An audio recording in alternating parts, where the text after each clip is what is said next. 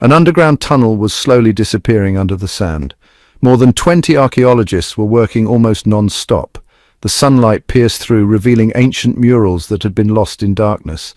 That's how one of the most talked about archaeological discoveries of the decade began. The site was the Temple of Taposiris Magna, located about 20 miles west of Alexandria. It had always been considered one of Egypt's most mysterious places. But in the spring of 2022, things changed. Egyptian archaeologist Dr. Kathleen Martinez, along with an international team, decided to investigate a small crack at the base of the temple's northern wall. What started as a routine check to reinforce some old foundations quickly turned into a worldwide sensation. In the second week of the excavation, the team used a special echo-sounding device. Underneath the ancient stone, it suddenly detected a hollow space about the size of a car. According to old temple drawings, there wasn't supposed to be anything there. Excited and careful, the team began clearing away the collapsed debris by hand, inch by inch, starting at dawn. After 3 days, they uncovered a smooth limestone surface. It took another day to brush off dirt and dust, and then they saw it, a mysterious door carved directly into the stone. There were no hinges or handles, just a faint outline and thin symbols etched around the edges. That's when the first wave of shock hit. Among the usual Egyptian hieroglyphs, clear Greek letters stood out. Near the symbols there was a small circle with what looked like a woman's face, a narrow nose, a high forehead.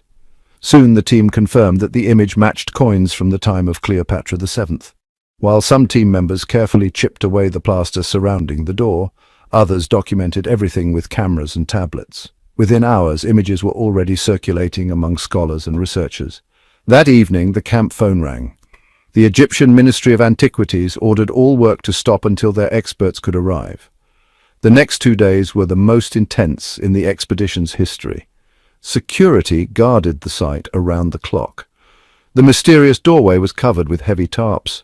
When the ministry's representatives finally arrived, they couldn't believe their eyes. The door was so perfectly disguised it wasn't on any old temple blueprints. Opening it required experts in delicate explosive techniques. No drilling or breaking was allowed to avoid damaging even a millimeter of the ancient carvings. After 3 hours of careful work, there was a soft cracking sound. The door shifted slightly. Behind it, a narrow, dark passage appeared, leading deeper into the temple wall. 2 of the team's most experienced archaeologists crawled inside, armed with small cameras and flashlights. The passage was so tight, they had to move sideways. The floor was covered in ancient mud, and the walls were decorated with murals painted in both Egyptian and Greek styles at the same time. 15 minutes later, and about 15 feet in, the passage ended at a hidden doorway that opened into a square room no one had known existed. That's where the biggest surprise waited. Scattered across the floor were broken pieces of gilded panels. At the far wall sat a low stone coffin covered in a mix of Egyptian and Greek symbols. Every camera was focused on it. Phones rang non-stop as people tried to contact museums and universities worldwide. This hidden room, completely sealed behind a limestone wall, marked the beginning of one of the most dramatic archaeological investigations in years. But the biggest secrets weren't behind the door, they were inside the room itself. It turned out that this wasn't just another part of the temple. It was a carefully hidden sanctuary, and what they found inside had the potential to change everything we thought we knew about the final days of Egypt's last queen. As the archaeologists stepped inside, one thing immediately stood out. There were no signs of looting. In Egypt, that's almost unheard of. Most tombs have been raided by treasure hunters over the centuries, but here everything looked like it had been untouched since the day it was sealed. A faint smell of damp stone and old oil filled the air. The lanterns lit up massive stone slabs lining the walls, and finally the polished coffin itself. Here, waiting for someone to cross the threshold of this small tomb again. The detailed scanning and documentation of the room began. No one wanted to miss even the smallest clue. On the left edge of the sarcophagus they found the remains of a folded wooden box held together with golden nails. Its lid was painted with Greek letters and decorated with elegant images of silver snakes. The archaeologists carefully brushed off the centuries-old dust from the lid, which hadn't been opened in who knows how long. Inside they found the small bones of a hand and a handful of dried bay leaves. Behind the box near the wall, wrapped carefully in a blanket, was a piece of a lotus petal made from gilded glass. As they approached the sarcophagus, the archaeologists noticed something unusual. It didn't follow traditional Egyptian burial customs. The lid was sealed with strange pins and tightly fixed bronze pegs, plus a sealing compound along the edge. Tests revealed it was a rare mixture of palm and resin, incredibly expensive at the time. To avoid damaging the ancient carvings, the team used special precision blades. It took nearly 4 hours to carefully remove the lid. When the final wedge was eased out, the team held their breath. The lid shifted, and inside was the partially preserved skeleton of an adult woman, thanks to the unusually dry conditions in the chamber. On her wrists and ankles were thin bracelets made of chased gold, matching the jewelry style of the Ptolemaic era. Her fingers were arranged in an intricate ritual pose, never before seen in burials from Hellenistic Egypt. On the inside surface of the coffin, faintly visible on a layer of alabaster, was a silhouette of a woman's profile, with a long, delicate nose. Near her feet lay a small golden death mask, its features precisely sculpted. On the mask's forehead was a deep blue glass cabochon and an engraved cobra. Then another discovery caught their attention. A small bone box tucked under the edge of the coffin. Inside were fragments of human bones wrapped in cloth, a tiny mirror, and several miniature vessels. Some contained traces of scented oils, others held unknown powdered substances. A device detected faint traces of gold and rare metals in the dust covering the box. Near the back wall, close to the ground, they found something else. A hidden compartment covered by a slab engraved with 3 Greek letters and a complex scorpion-like symbol painted in alabaster. When the slab was gently lifted, several human vertebrae and teeth fell out. The bones clearly belonged to a child about 8 or 9 years old. Nearby were a bronze amulet shaped like the god Bees and several gold beads. What fascinated the team most was that every item and skeleton in the room faced the same direction, south toward the Nile Delta. This matched burial traditions for Greek-Egyptian nobility, but not for any known royal tombs. Then came another surprise. Beside the main coffin, tucked in a small niche in the floor, was a partially burned papyrus scroll. The archaeologists spent hours collecting its fragile pieces. Among the mixed Greek and Egyptian script, one name stood out clearly in Hellenistic style: Cleopatra. Signs of an ancient ceremonial fire and drops of resin were visible on the floor and walls. The layout suggested a complex ritual had accompanied the burial. The team now had a clear goal: figure out who the remains belonged to and how all of this connected to the fate of Egypt's last queen. But it wasn't just the lingering scent of ancient incense in the air. There was also the sense that more stunning discoveries were waiting, ones that could reshape the entire search for Cleopatra's tomb. One of the most striking impressions from the chamber was how incredibly rare the artifacts were. Not the kind you usually find in ancient Egyptian temples. Right after opening the sarcophagus, the archaeologists noticed a golden glint in the corner of the room. In a carefully carved wall niche stood an elegant box, richly decorated with raised carvings and delicate designs. Its surface was covered in colorful enamel featuring tiny female faces. One face stood out, a high forehead, a familiar nose. When they compared it to coins bearing Cleopatra's likeness, the resemblance was striking. Above the box's upper edge was a row of tiny gold beads, so finely crafted they looked like they were made with modern jewelry-making machines. Inside the box, buried under layers of soft ancient dust, were dozens of miniature amulets made of golden glass. Carved on the back of the object was the name Cleopatra in Greek, alongside the Egyptian symbol Wadjet, a sign of protection and power. Not far from it, on a stone pedestal, stood a large golden jar. Its neck was wrapped with a gilded snake, and on the side was a raised image of a female figure wearing a crown with a cobra None of the archaeologists had ever seen a jar like it in any other tomb. When they opened it, it was filled with dried aromatic resin speckled with shimmering flakes of crushed lapis lazuli and tiny sheets of mica. At the bottom of the jar, they found a small gold rod shaped like an unrolled scroll, once again inscribed with the name Cleopatra, using just 2 Greek letters. But the real discovery was waiting on the other side of the sarcophagus. There, under a pile of small fragments, they found a frosted glass amulet shaped like a woman's head. Around the edge was a clear inscription in ancient Greek, divine Cleopatra.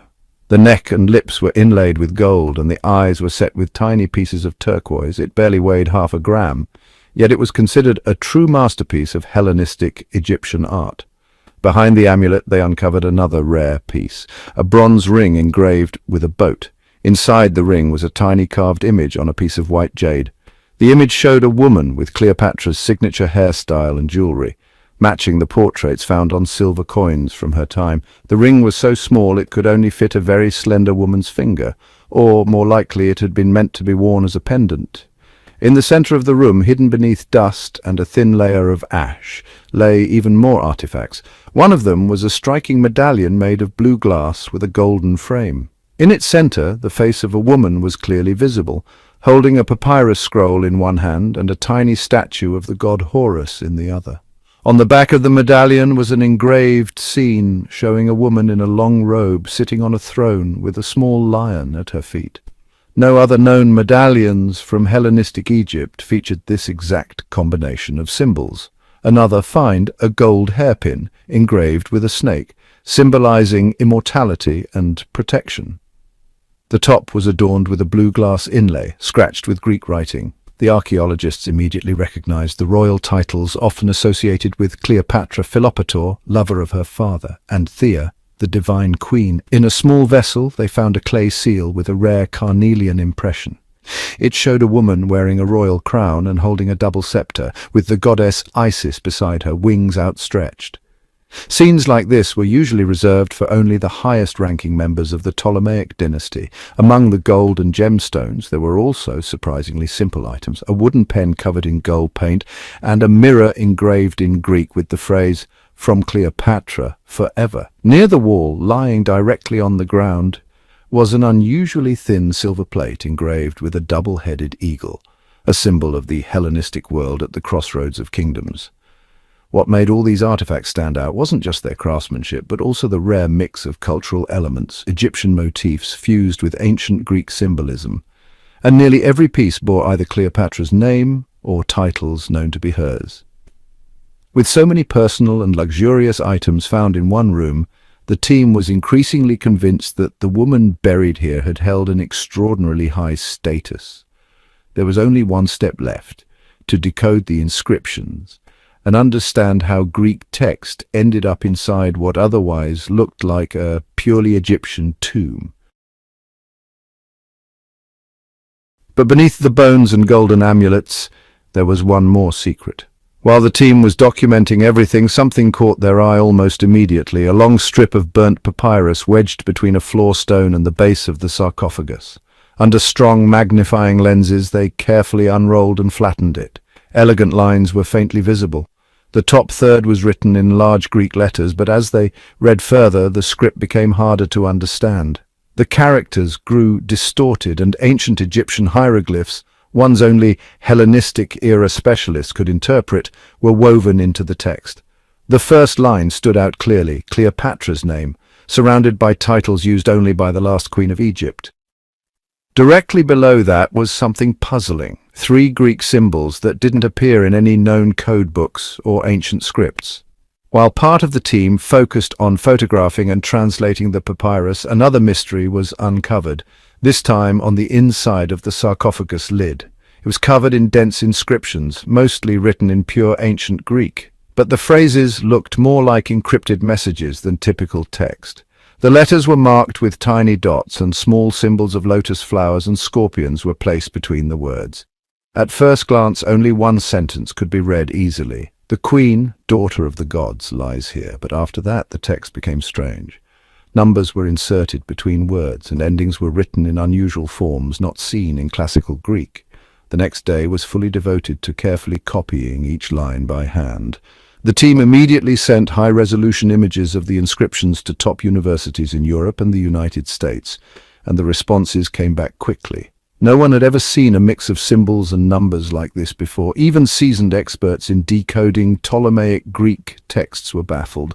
Some letters seemed rearranged to form hidden words. The symbols might have encoded names or key information about the buried woman's identity.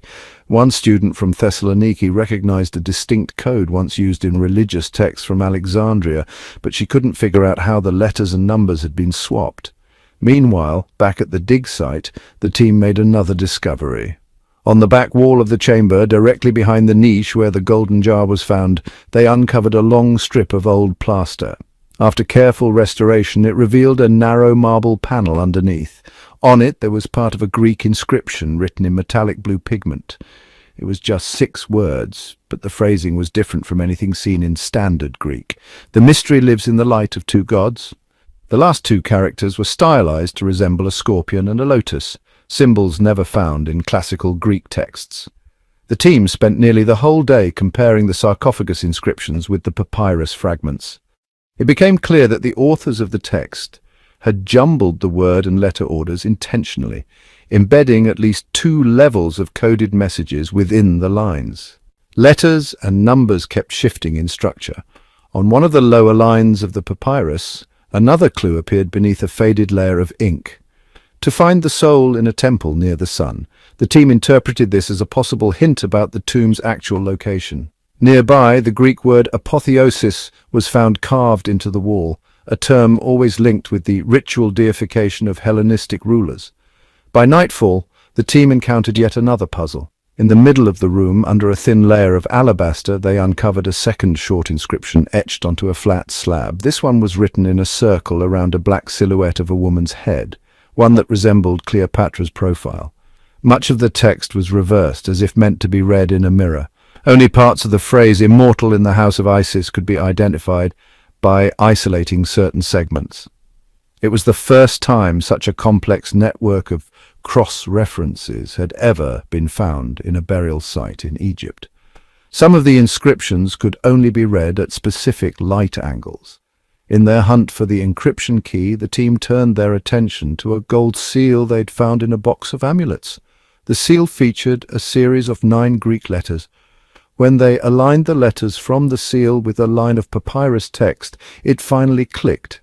The letters repeated every other space, and the symbols filled in the missing syllables. This encryption system, a kind of chessboard cipher, had only ever been seen before in secret communications between Ptolemaic royals. By dawn on the 3rd day, the team decided to launch a full-scale decryption effort. A joint international task force of linguists, historians, and codebreakers took turns trying to crack the mysterious inscriptions. Weeks passed, and only fragments of the puzzle could be translated.